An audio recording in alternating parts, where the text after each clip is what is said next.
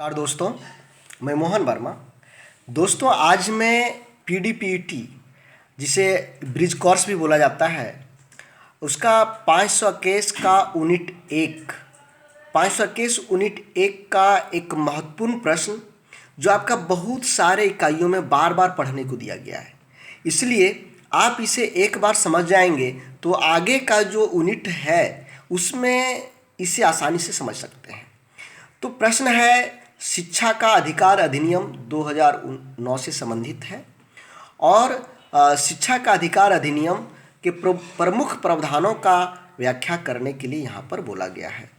दोस्तों, आप यदि पीडीपीटी का पूरा बुक उलट के देखेंगे तो आपको शिक्षा का अधिकार अधिनियम प्रायः सभी यूनिट में कहीं न कहीं जरूर आया है।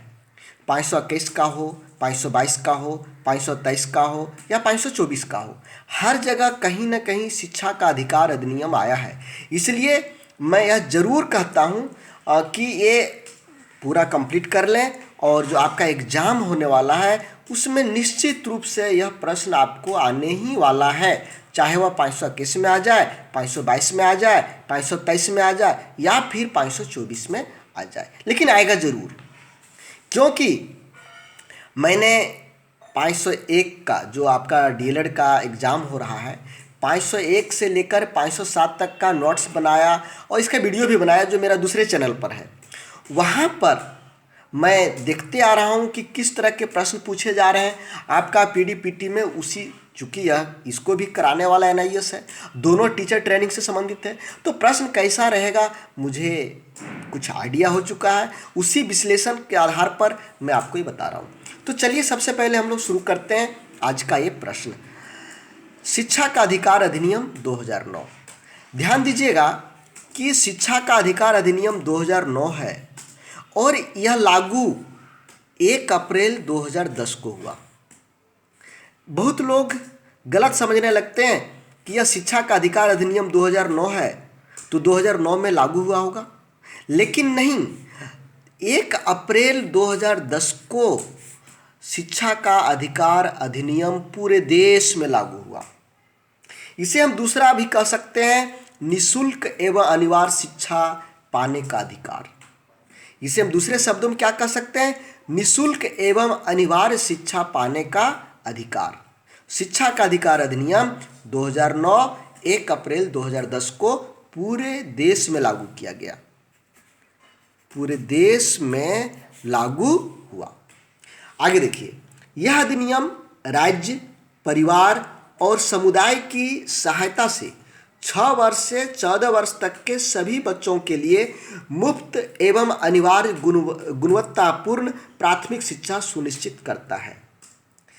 इस अधिनियम का मुख्य बात यही है, 6 से 14 वर्ष तक के बच्चों का अनिवार्य शिक्षा, गुणवत्तापूर्ण शिक्षा, मुफ्त शिक्षा, यानी यह अधिनियम कह रहा है कि 6 से 14 वर्ष तक के सभी बच्चे, चाहे वह किसी भी धर्म के हो, किसी भी परिवार के हो, किसी भी भाषा के हो, कि हर बच्चे को गुणवत्तापूर्ण शिक्षा प्रदान करना है।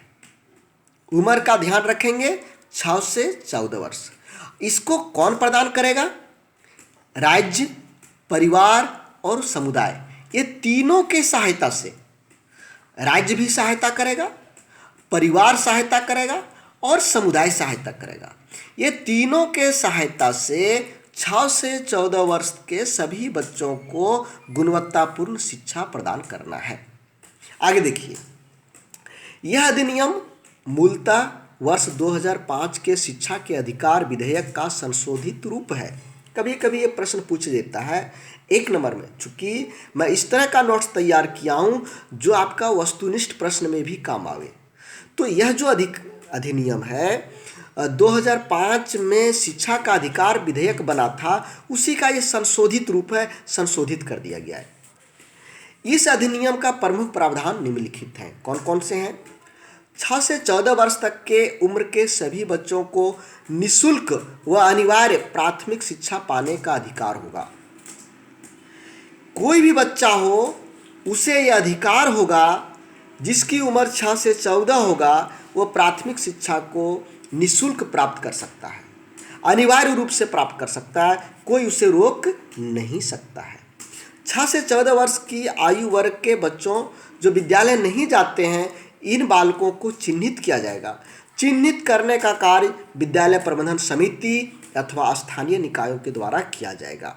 दोस्तों, हमने यहाँ बोल दिया कि 6 से 14 वर्ष के सभी बच्चों को अनिवार्य प्राथमिक शिक्षा देंगे, लेकिन कौन कौन सा बच्चा है जिसका उम्र 6 वर्ष से 14 वर्ष के बीच में है और विद्यालय अभी तक नहीं आ रहे हैं?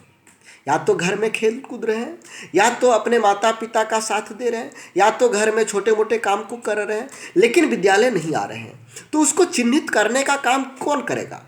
चिन्हित करने का काम विद्यालय प्रबंधन समिति करेगी।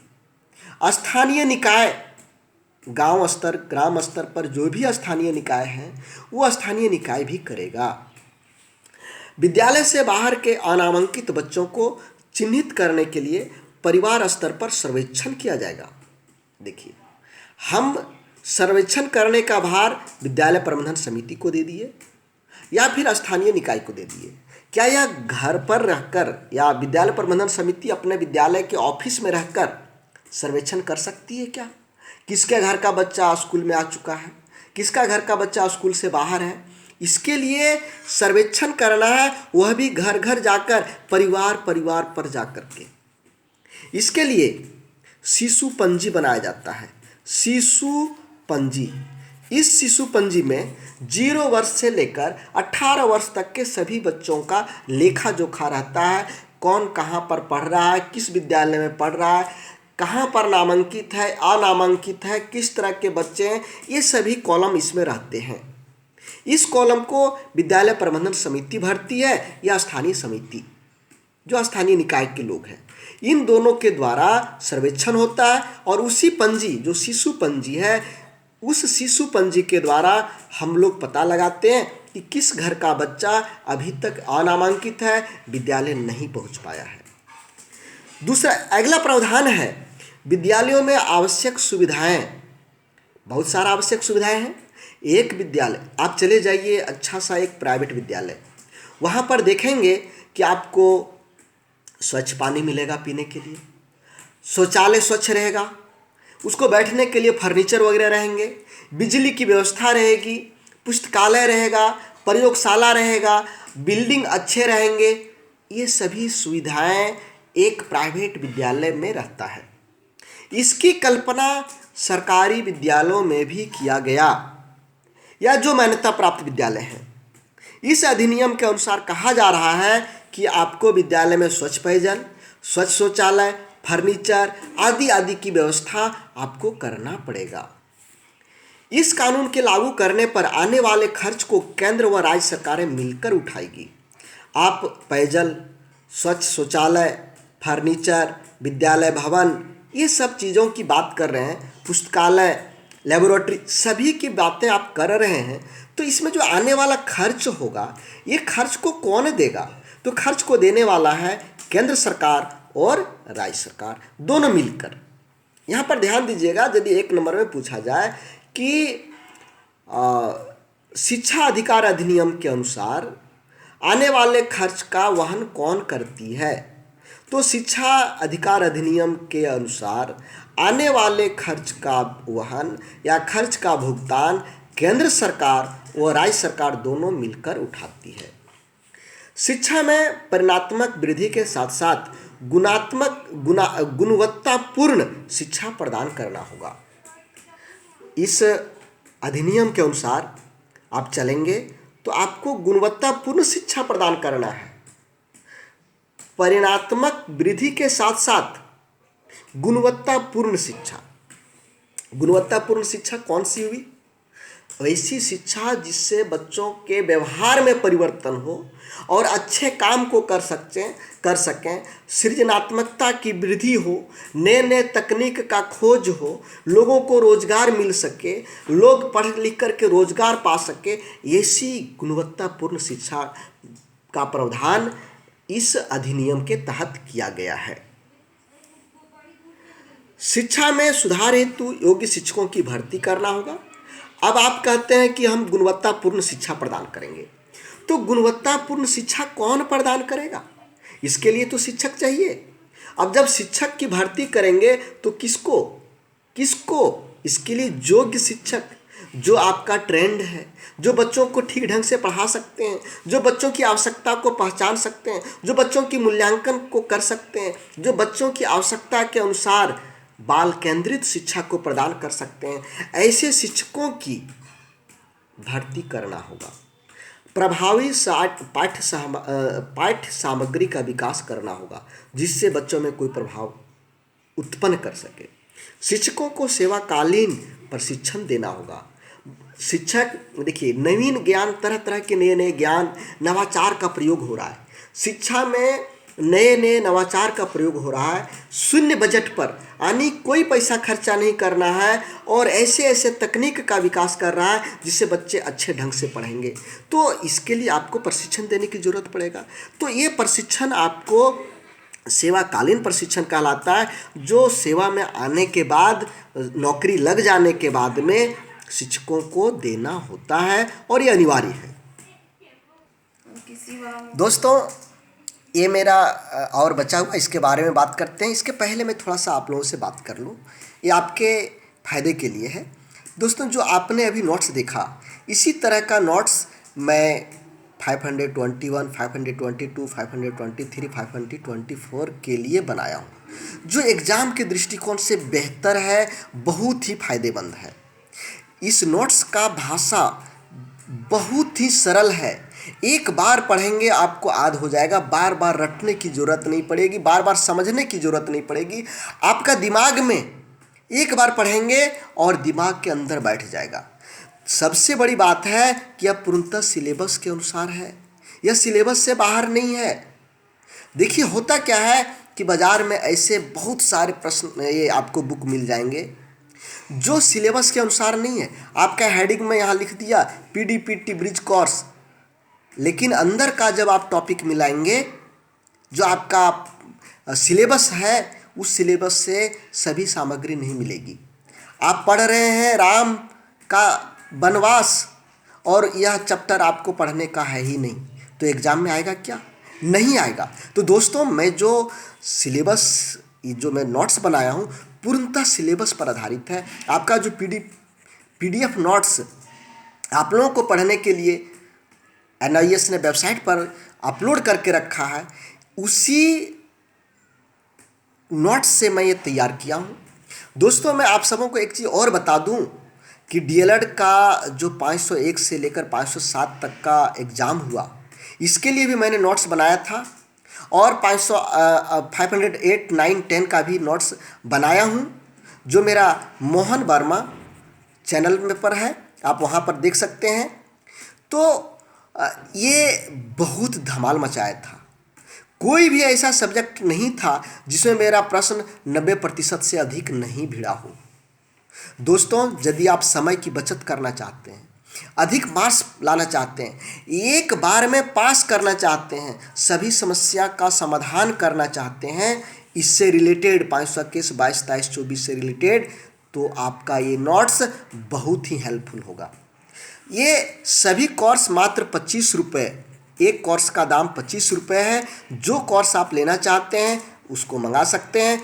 इसके लिए व्हाट्सएप नंबर है, इस व्हाट्सएप नंबर पर आप मैसेज करें, मैं आपको रिप्लाई दूंगा और नोट्स मिल जाएंगे। आप कैसे पैसा भेजेंगे, ये सभी चीज़ों की जानकारी आपको इसी से मिल जाएगा। तो दोस्तों, यह नोट्स आप सबों के लिए बहुत ही फायदेमंद है। आपका एक कप चाय के जैसा खर्च पर एक सब्जेक्ट का PDF आपको मिल जाएगा। ये PDF फॉर्मेट में है, बुक नहीं है, प्रिंटेड बुक नहीं है। बहुत सारे लोग सोचते हैं कि प्रिंटेड बुक है, मेरा एड्रेस पर आएगा। नहीं, ये व्हाट्सएप पर जाएगा आपका, ये प्रिंटेड नहीं, PDF बुक है। तो आगे हम लोग जो छोड़ दिए थे उसको देखते हैं। इस अधिनियम में छात्र शिक्षक अनुपात 30:1 निर्धारित किया गया है, अर्थात 30 बच्चों पर एक शिक्षक होगा। इस अनुपात को प्राप्त करने के लिए 12 लाख प्रशिक्षित अध्यापकों की आवश्यकता होगी। अभी जो बच्चों की संख्या है और जो शिक्षक की संख्या है, जो कार्यरत शिक्षक हैं, उसके बाद जो शेष बच्चे बच जाते हैं, उसके आधार पर 12 लाख शिक्षकों की आवश्यकता है। केंद्रीय सरकार द्वारा ही शिक्षक प्रशिक्षण के मापदंड निर्धारित किए जाएंगे। केंद्र सरकार जो शिक्षक का प्रशिक्षण होगा, इसके लिए कौन सा पाठ्यक्रम होगा, किस तरह का पाठ्यक्रम होगा, कौन कौन से यूनिट पढ़ने हैं, कौन कौन सा क्रियाकलाप करना है, कौन कौन सा गतिविधि करना है, कौन कौन सा प्रयोग करना है, इन सभी चीज़ों का निर्धारण केंद्रीय सरकार करेगी।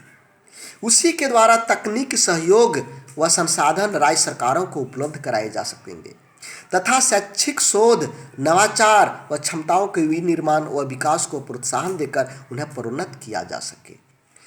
विद्यालय पाठ्यक्रम के निर्माण व मूल्यांकन प्रक्रिया की ओर विशेष ध्यान दिया जाएगा। दोस्तों, यहाँ पर एक नया चीज़ बता रहा है कि विद्यालय का पाठ्यक्रम ऐसा हम बनाएंगे जो रोजगार के जैसा होगा। इसके मूल्यांकन की प्रक्रिया पर विशेष ध्यान दिया जाएगा। अच्छी बुक, अच्छा किताब दिया जाएगा, पाठ्यक्रम को चेंज किया जाएगा और मूल्यांकन की विधि को बदला जाएगा। विद्यालय के पाठ्यक्रम बाल केंद्रित बनाया जाएगा। जो विद्यालय का पाठ्यक्रम होगा यह बाल केंद्रित रहेगा। या नामांकित बच्चों का नामांकन उसके उम्र के अनुसार वाले कक्षा में लिया जाएगा। अभी देखिए, बहुत ऐसे बच्चे हैं जिनकी उम्र 10 साल, 15 साल, 10 साल, 12 साल, 13 साल हो गया है, लेकिन अभी तक उन लोगों का एडमिशन किसी भी विद्यालय में नहीं हुआ है। अब आप जो बच्चा 10 साल का है, उससे आप पहले क्लास में, जहाँ सभी 5 वर्ष वाले बच्चे हैं, पहला कक्षा में एडमिशन लेते हैं, तो उस बच्चे को अच्छा नहीं लगेगा, उसके मन में हीन भावना रहेगा। जबरदस्ती आप करेंगे तो 1-2 दिन विद्यालय आएगा, उसके बाद पुनः वह छोड़ देगा। इसलिए इन बच्चों का एडमिशन उम्र के अनुसार वाले कक्षा में लिया जाएगा। इस अधिनियम के लागू हो जाने से यह आशा की जा रही है कि विद्यालय छोड़ने वाले बच्चों की संख्या में कमी होगी, उपस्थिति बढ़ेगी, गुणवत्तापूर्ण शिक्षा मिलेगा। सभी बच्चों को अनिवार्य गुणवत्तापूर्ण शिक्षा हेतु विद्यालय से जोड़ा जाएगा। तो दोस्तों, यदि आप लोग 521, 522, 523, 524 का बेहतरीन तैयारी करना चाहते हैं तो आज ही इस व्हाट्सएप नंबर पर मैसेज करेंगे। साथ में जिन लोगों का 523, ये आपका 525, 26 और 27 का नोट्स नहीं बन पाया है, ये फाइल आपको जो जमा करना है ये नहीं बन पाया है, तो यह भी मेरे पास उपलब्ध है। आप मैसेज कर सकते हैं। इसके लिए भी यह भी PDF फॉर्मेट में है, आपको 25 रुपये करके मिल जाएगा। धन्यवाद दोस्तों, जय हिंद।